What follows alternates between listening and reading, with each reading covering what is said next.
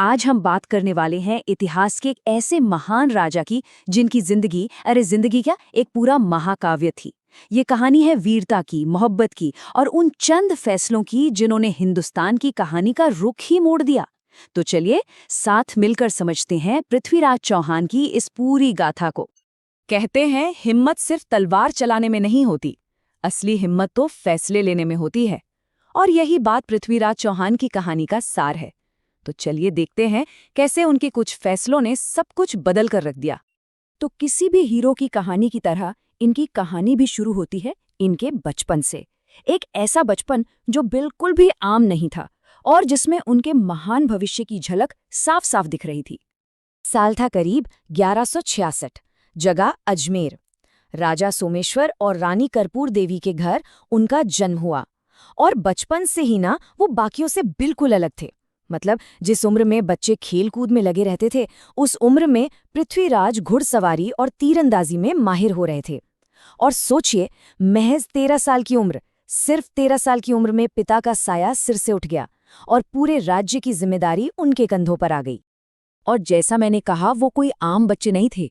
उनकी याददाश्त इतनी गजब की थी कि जो एक बार सुन लिया वो बस दिमाग में छप जाता था। घुड़सवारी, तलवारबाजी, ये सब तो था ही, पर उन्होंने एक ऐसी कला सीख ली थी जो बहुत ही रेयर थी, शब्द भेदी बाण। मतलब सोचिए, सिर्फ आवाज सुनकर, सिर्फ आवाज के सहारे निशाने को भेद देना। कमाल की बात है ना। तो सवाल ये उठता है कि एक 13 साल के लड़के ने इतने बड़े राज्य को कैसे संभाला, कैसे अपने दुश्मनों और अपनी प्रजा दोनों का भरोसा जीता। चलिए अब उनके शासन के शुरुआती दिनों पर नजर डालते हैं। जरा सोच कर देखिए, 13 साल की उम्र और कंधों पर एक पूरे साम्राज्य का बोझ। जाहिर सी बात है, दरबार में भी कानाफूसी शुरू हो गई होगी। बड़े बड़े सरदार सोच रहे होंगे कि ये बच्चा क्या ही राजपाट संभालेगा। लेकिन पृथ्वीराज ने इन सारे शक और शुभाओं को बहुत जल्दी खत्म कर दिया। वो सिर्फ नाम के राजा नहीं बने, वो महल में नहीं बैठे रहते थे, वो अपने सैनिकों के साथ रहते थे, उनकी परेशानियां सुनते थे और राज्य के हर मामले को बड़ी बारीकी से समझते थे। उनके फैसलों में दम था और उनका इंसाफ सबको नजर आता था। बस इसी तरह उन्होंने सबका दिल और भरोसा दोनों जीत लिया। अब कहानी में एक नया मोड़ आता है, एक ऐसा मोड़ जहां सियासत और मोहब्बत एक साथ चलने वाली थी। ये दौर था उनके इश्क का और उनकी सबसे बड़ी दुश्मनी का। तो देखिए, मैदान में दो बड़े खिलाड़ी थे। एक तरफ पृथ्वीराज चौहान, जिनका नाम पूरे हिंदुस्तान में गूंज रहा था, दिल्ली तक उनका दबदबा था। और दूसरी तरफ थे कन्नौज के राजा जयचंद। अब जयचंद को पृथ्वीराज की ये बढ़ती हुई शोहरत बिल्कुल रास नहीं आ रही थी। उन्हें लगने लगा था कि भाई ये तो मेरे लिए खतरा बन रहा है। और यहीं से शुरू हुई एक गहरी दुश्मनी। और कहानी में ट्विस्ट देखिए, इसी दुश्मनी की आग के बीच एक प्रेम कहानी भी पनप रही थी। और वो भी किसके बीच? पृथ्वीराज और उन्हीं के दुश्मन जयचंद की बेटी संयोगिता के बीच। किस्से कहानियों में संयोगिता ने पृथ्वीराज की बहादुरी के बारे में सुना था और वो मन ही मन उन्हें पसंद करने लगी थी। अब यहाँ एक बहुत बड़ा सवाल खड़ा हो गया था। क्या एक राजकुमारी के दिल का फैसला दो ताकतवर राज्यों के बीच दुश्मनी की एक ऐसी दीवार खड़ी कर देगा जो फिर कभी नहीं टूटेगी? तो जयचंद ने अपनी बेटी संयोगिता का स्वयंवर रखा। बड़े बड़े राजाओं को बुलाया गया, लेकिन एक शख्स को नहीं बुलाया, पृथ्वीराज चौहान। और सिर्फ बुलाया ही नहीं, बल्कि उनकी बेइज्जती करने के लिए दरवाजे पर उनका एक पुतला खड़ा कर दिया दरबान की जगह पर संयोगिता ने तो अपना फैसला कर लिया था। वो भरे दरबार में आई सारे राजाओं को नजरअंदाज किया और सीधा जाकर उस पुतले के गले में वरमाला डाल दी। और फिर जो हुआ वो किसी फिल्मी सीन से कम नहीं था।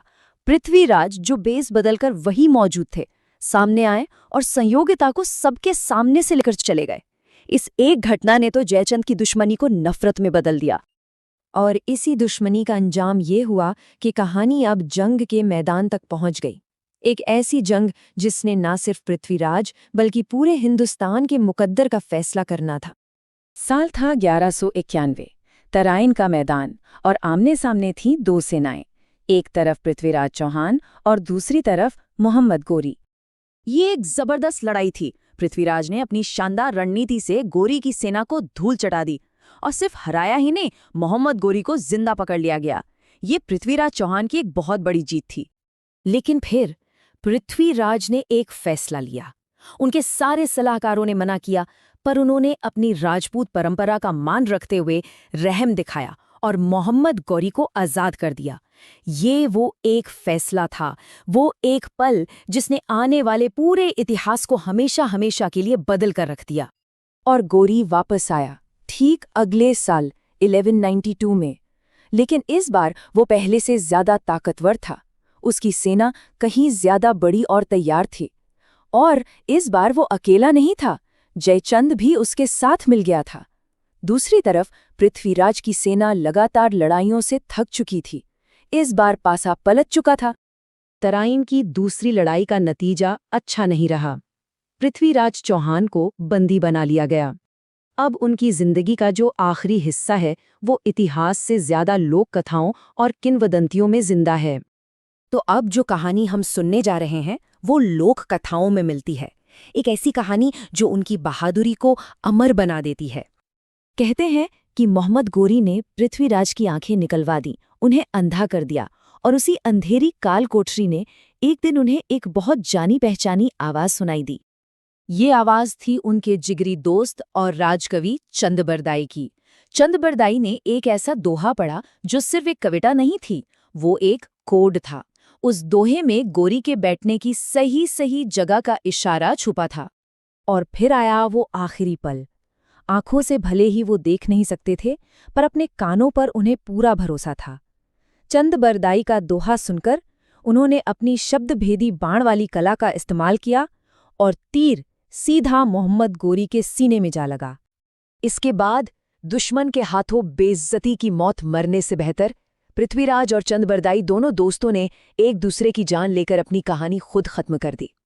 और इसीलिए आज भी पृथ्वीराज चौहान का नाम सिर्फ एक राजा के तौर पर नहीं, बल्कि बहादुरी, दोस्ती और आन बान शान के एक प्रतीक के तौर पर लिया जाता है। तो हम वापस वहीं आ जाते हैं जहां से हमने शुरुआत की थी। इतिहास किसी राजा को कैसे याद रखता है, उसकी जीतों से या उसके फैसलों से? शायद पृथ्वीराज चौहान की कहानी यही सिखाती है कि एक हीरो की विरासत उसकी जीत और उसके फैसले दोनों से मिलकर बनती है।